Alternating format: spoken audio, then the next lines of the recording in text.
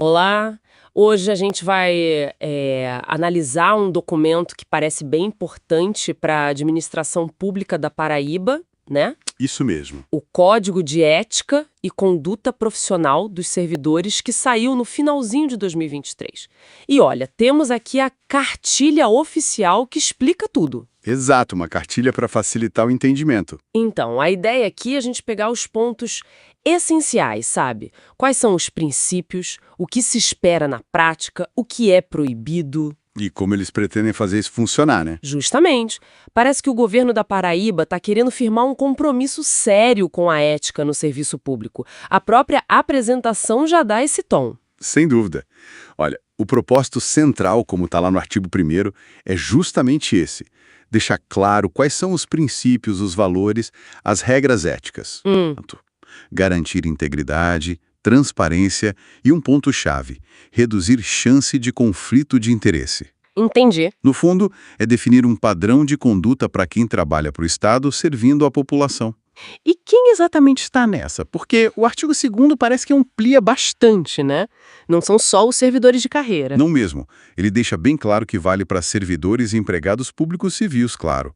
Mas também, olha só, para estagiários. E estagiários também? Sim, e até para terceirizados, naquilo que couber. É bem abrangente mesmo. Nossa, isso é amplo. Mostra uma intenção de uniformizar a cultura ética, eu acho. Precisamente. Independente do vínculo. É uma mensagem forte. Faz sentido. E falando em cultura, quais são os pilares dessa ética que o código quer construir? Os valores principais. Bom, o capítulo 2º lista os princípios fundamentais. Coisas como integridade, profissionalismo, transparência, claro, legalidade. O básico esperado, né? Sim, mas também civilidade, imparcialidade e foco no cidadão. E o artigo 4º ainda complementa falando que o servidor tem que agir com dignidade, decoro. Decoro, ou seja, uma postura adequada, respeitosa. Exatamente. Zelo, probidade, que é agir com honestidade total, né? Respeito à hierarquia, dedicação, cortesia. São, tipo assim, as diretrizes morais mesmo. Ok, esses são os grandes ideais. Mas e no dia a dia? Como isso vira ação? O que o código exige, assim, na prática? Aí o capítulo 3º, sobre as condutas, é bem direto. Tem uma lista grande no artigo 8º, mas alguns pontos chamam atenção. Por exemplo? Manter a conduta de acordo com os princípios, óbvio. Mas também desempenhar as funções com dedicação, com zelo, se manter atualizado. Importante isso, né? A atualização. Fundamental.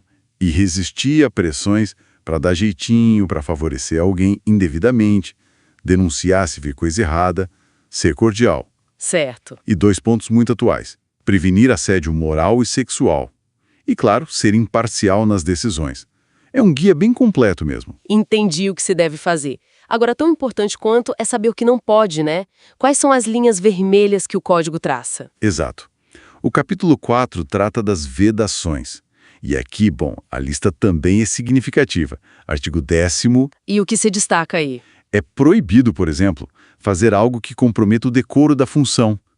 Tentar enganar o cidadão. Usar o cargo para conseguir vantagem para si ou para outros. Isso é clássico, infelizmente. Pois é. Revelar informação sigilosa sem autorização. Praticar qualquer tipo de assédio, seja moral, sexual ou qualquer outro. Usar recursos públicos para coisa particular. Nem pensar. Não.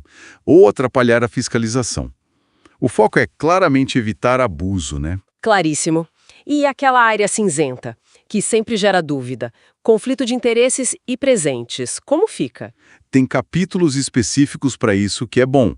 O capítulo 5, artigo 11, fala de conflito de interesses. Proíbe usar informação que você só tem por causa do cargo para benefício próprio. Ah, informação privilegiada. Isso. Ou exercer atividade que seja incompatível com o cargo, ou agir para beneficiar parente ou amigo de forma indevida. E os presentes? Aquela lembrancinha de fim de ano, pode? Então, o capítulo 6, artigo 14, trata disso. A regra geral é, não pode solicitar, nem insinuar, nem aceitar nada por causa do cargo. Ponto. Certo, mas tem exceção? Tem, e são bem definidas. Por exemplo, condecoração oficial pode. Brinde que distribuem para todo mundo no evento, tipo caneta, calendário, também pode. Ou presente de valor pequeno. Pequeno quanto? Define. O código não crava um valor, mas usa o bom senso. Presente de valor baixo em data comemorativa, tipo aniversário, Natal, ou por amizade mesmo, desde que não pareça pagamento por favor, sabe? Tem que ser algo claramente simbólico ou pessoal.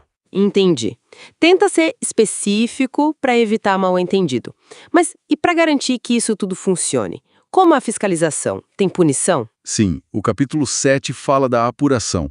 Os gestores têm que agir para prevenir e ficar de olho no comportamento. Artigos 16 e 17. Se pintar irregularidade, pode ser denunciada. Artigo 18. E aí? Aí tem que ter apuração, claro, com direito à defesa para a pessoa se explicar. Contraditório e ampla defesa, como manda a lei. E se for comprovada a falta ética, pode ter sanção. Que tipo de sanção? O código fala em censura ética, que é tipo uma advertência formal, registrada, ou pode ser uma recomendação para a pessoa mudar a conduta, artigo 21. E as comissões de ética, artigo 24, são centrais nesse processo todo. Entendi. Elas que vão analisar os casos. Exatamente. Elas que vão conduzir a apuração e recomendar as medidas.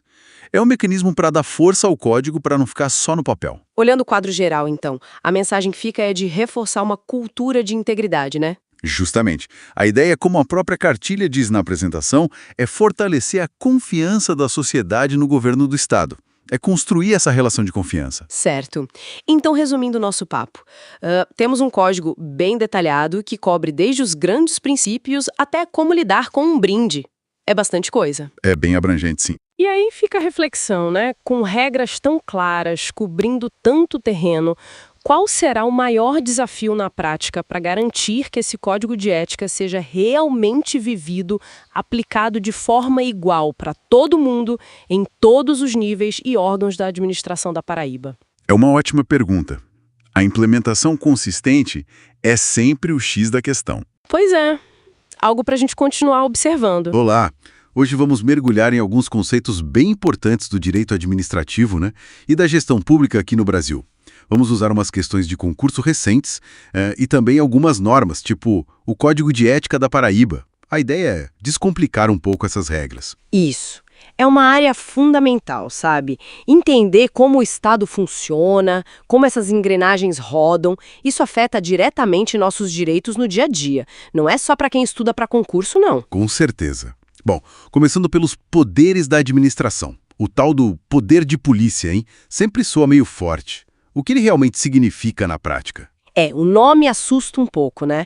Mas, basicamente, ele dá à administração ferramentas para limitar direitos individuais, mas sempre pensando no interesse da coletividade. As fontes que a gente viu destacam 3 características, né? A autoexecutoriedade. Que é poder agir direto sem esperar a justiça em muitos casos. Exato. Tipo, uma fiscalização sanitária que interdita um lugar na hora. Tem também a discricionariedade, que é aquela margem para escolher a melhor forma de agir dentro do que a lei permite, claro. Certo. E, por fim, a coercibilidade, que é a capacidade de impor a decisão, até usando a força, se for preciso.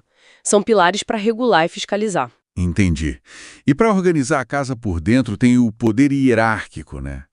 Como ele funciona? Esse aí é o poder de arrumar a estrutura interna da administração.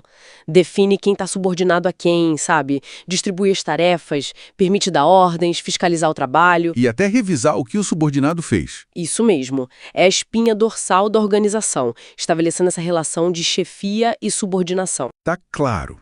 Mas olha só, esses poderes não podem ser usados de qualquer jeito, certo? Tem os princípios para guiar tudo. Um que acho essencial é o da moralidade. Não basta só seguir a lei ao pé da letra, é isso? Exatamente. Não é só a legalidade. O ato tem que ser ético, tem que ter boa fé, honestidade. Se violar a moralidade administrativa, bom, aí pode dar problema sério. Pode levar a sanções e até configurar a improbidade administrativa. É um filtro ético, digamos assim. Interessante esse ponto. E do outro lado da balança sempre tem a cobrança por eficiência, né? Como esse princípio da eficiência se encaixa? Esse é crucial hoje em dia. Ele exige que a administração busque o melhor resultado possível, usando bem os recursos que tem. Com agilidade, com qualidade, é um dever de boa gestão. E aí, olha que interessante. Às vezes, ele entra em tensão com a necessidade de controle, de seguir a moralidade, a legalidade. Faz todo sentido. é um equilíbrio delicado. Falando em controle e eficiência, licitações e contratos é um universo à parte, né? Cheio de detalhes. No pregão, por exemplo, a figura central é o pregoeiro. Sim, o pregão tem essa figura-chave. E a regra geral, claro, é sempre licitar antes de contratar qualquer coisa. Mas... Sempre tem um mais, né? Pois é. A própria lei traz as exceções, justamente para casos em que licitar seria, sei lá, impossível ou totalmente ineficiente. Tipo, dispensar licitação para comprar ou restaurar uma obra de arte específica que tem certificado e tal, se for importante para o órgão. Isso, é um caso de dispensa. Ou quando precisa daquele documento formalizando a demanda antes de contratar direto, também entra aí. E tem a inexigibilidade também, né? Que é diferente. Exato. Inexigibilidade é quando não tem como ter competição. O exemplo clássico é alugar um imóvel muito específico, com características que só ele tem ali naquele lugar. Como comparar propostas se só existe um? Entendi a diferença. E aqueles serviços contínuos que sempre aparecem, o que define eles?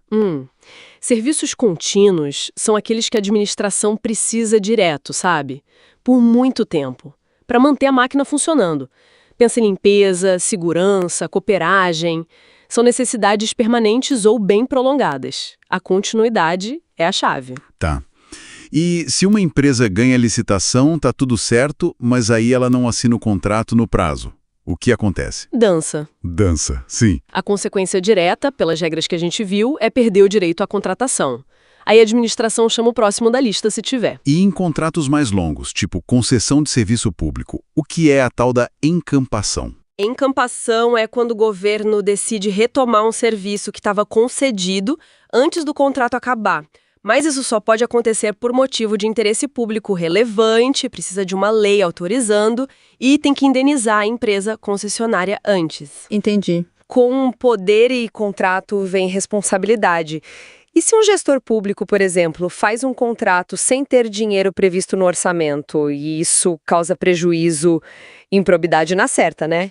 Qual a pena para direitos políticos nesse caso? Olha, para esse tipo de improbidade que causa prejuízo ao erário, as fontes apontam que a suspensão dos direitos políticos pode ir até 12 anos. É uma sanção bem pesada. 12 anos é bastante tempo. E, além disso, pode perder o cargo ou os bens. Pode sim, a perda da função pública é uma das sanções possíveis.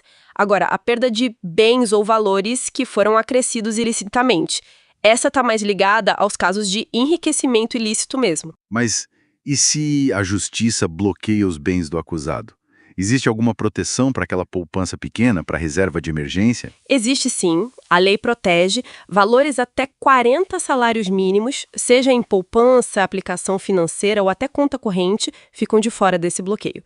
É uma proteção para o mínimo existencial, né? Certo. Mudando um pouco o foco agora, para o servidor. O que é a reversão? Parece nome de manobra, né? É, tipo isso. É a volta do servidor que estava aposentado para a atividade. Pode ser por 2 motivos principais. Ou ele era aposentado por invalidez e a junta médica diz que ele tá bom para voltar, ou por interesse da própria administração, mas aí tem regras específicas para isso acontecer. E para a gente fechar essa rodada de conceitos, o que seria a cassação de um ato administrativo? Cassação acontece quando quem recebeu um benefício do ato deixa de cumprir uma condição que era essencial para continuar com ele. O exemplo clássico é cassar a CNH de alguém que infelizmente ficou cego. A CNH era válida, mas a condição para dirigir, a visão, não existe mais. É bastante coisa mesmo. A gente passou pelos poderes, princípios, entrou nos detalhes de licitação, contrato e até nas consequências quando as coisas dão errado. Dá para ter uma noção da complexidade, né? Nossa, sem dúvida. E fica aquela reflexão, né? Como é que se equilibra no dia a dia da gestão pública essa necessidade de ser ágil, eficiente, que o princípio da eficiência exige, com todos esses controles de legalidade, de moralidade que a gente viu no poder de polícia, nas licitações, nas regras de improbidade. É uma corda bamba. Esse equilíbrio é, talvez, o maior desafio constante da administração pública brasileira.